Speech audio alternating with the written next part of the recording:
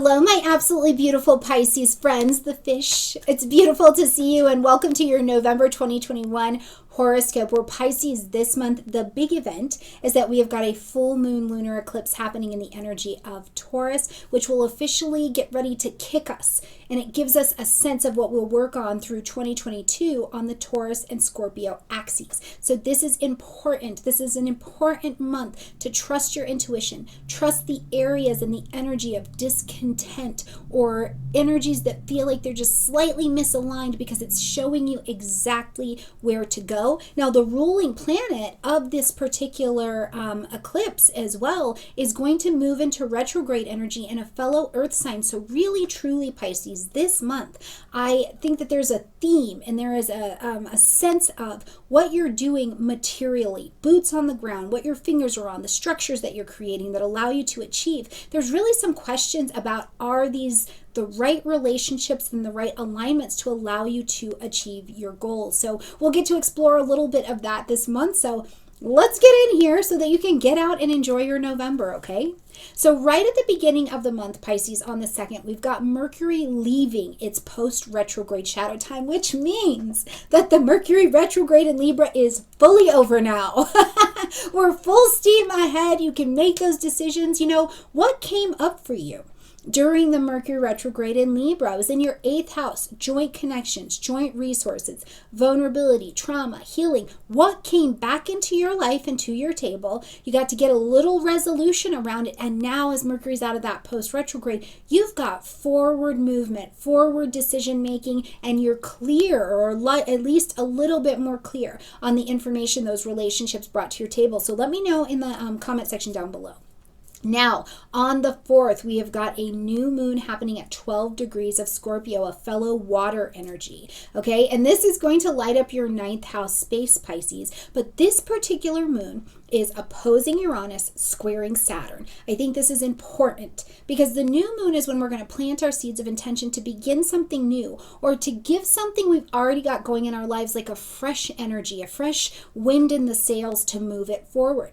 Now, for you in the 9th house space in the general is where this lights up: publishing, marketing, broadcasting, but it's also higher thinking, higher learning, certification programs, language, immigration, the law. But a lot of it, I think, Pisces, comes down to your philosophies, your beliefs, what's happening in reality versus what's going on in your mind. Do you have the right setup of philosophies and higher thinking or training to really guide you forward? You will look at this throughout 2022 and moving to 2023. So plant your seeds of intention to advance in this area.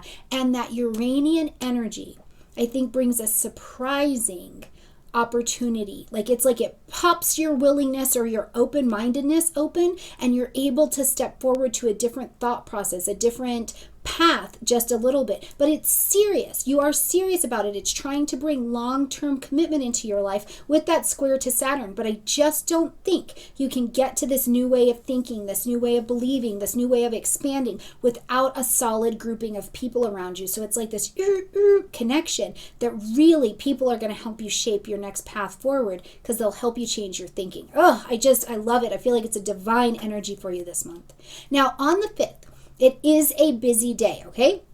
So I hope you're following me in the weekly so we can really break the week down. But on the 5th, Venus is going to move into the energy of Capricorn, where she's going to be here for some time because of the retrograde cycle. But this is going to light up your 11th house space. So friends, social groupings, right? We believe in the same kind of ideas, but also your long-range goals and plans, designs. Social media lives over here as well.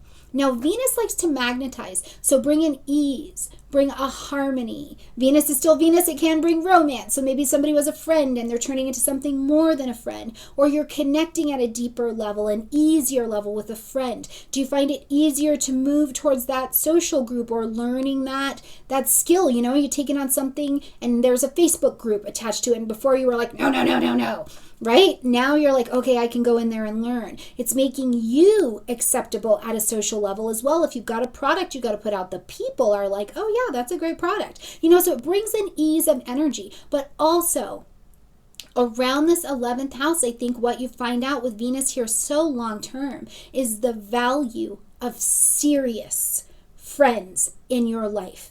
Because the serious friends who are going to tell you you're not always the victim, half the time you're actually the assassin, and get you square, are going to be the ones that help you achieve. Connections out in the world, I think, show you during this retrograde that they're actually built there to help you achieve instead of hinder you. So I'm very excited to see what that looks like. And if you bring a serious romance into your life, I'm happy for you there as well.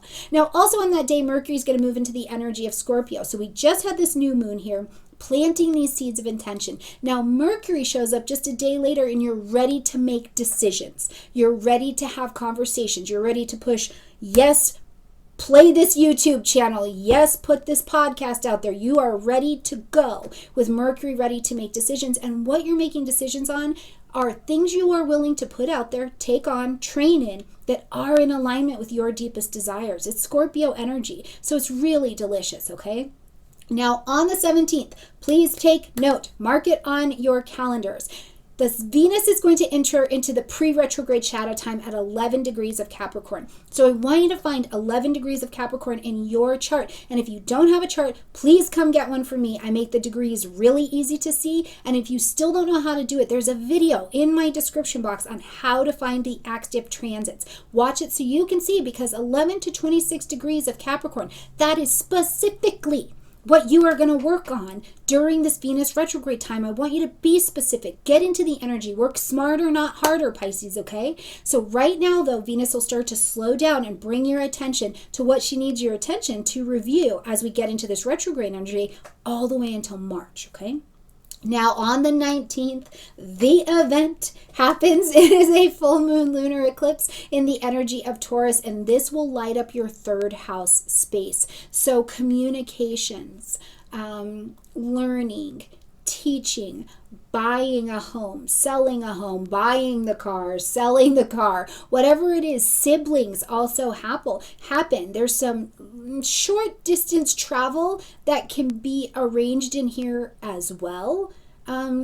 So you could see shifts happening in your travel arrangements as well in this energy. But I think there's a lot more that has to do with reinvention of your thinking as we move through the Taurus-Scorpio axes. What do you believe? What are you saying? What are the contracts you're putting out there? What are you teaching and speaking about? These are the things that the full moon lunar eclipse is coming to help you rearrange. But it may make you feel discontent or uncomfortable at first. You're like, ugh, I don't know what I want to do with that. And my real question for you at this point, Pisces, is are you busy or are you productive in your life? Because this will help to slim out and full moon and acknowledge or adjust the things that need to be shed and let go of in this third house area for you. If there are some contracts you entered a year, 2 years, 5 years ago and they're done, let them be done so that you can be productive and not just busy trying to keep up with commitments that you've made, okay? As we're getting ready to close out the month, we've got the sun moving into the energy of Sagittarius on the 21st, Mercury following suit on the 24th. So now we've got light, heat, vitality meets clear, deliberate thinking with Mercury out of the retrograde, and it is in your 10th house. And this is not only career, Pisces. I have to stress this is not only career, but this is your life in public.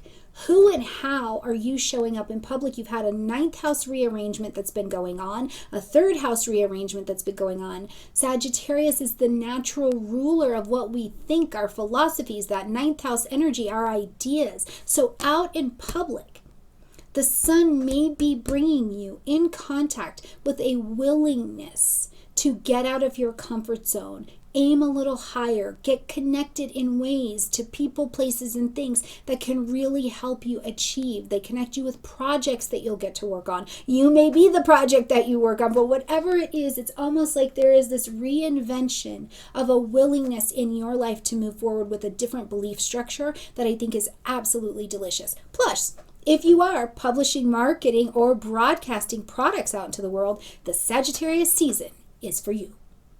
All right, my beautiful fish, I hope you have an absolutely incredible month. Please let me know what's happening and manifesting for you in the comment section down below. Like this video, comment, share, subscribe. I love you a ton, and I'll see you next month.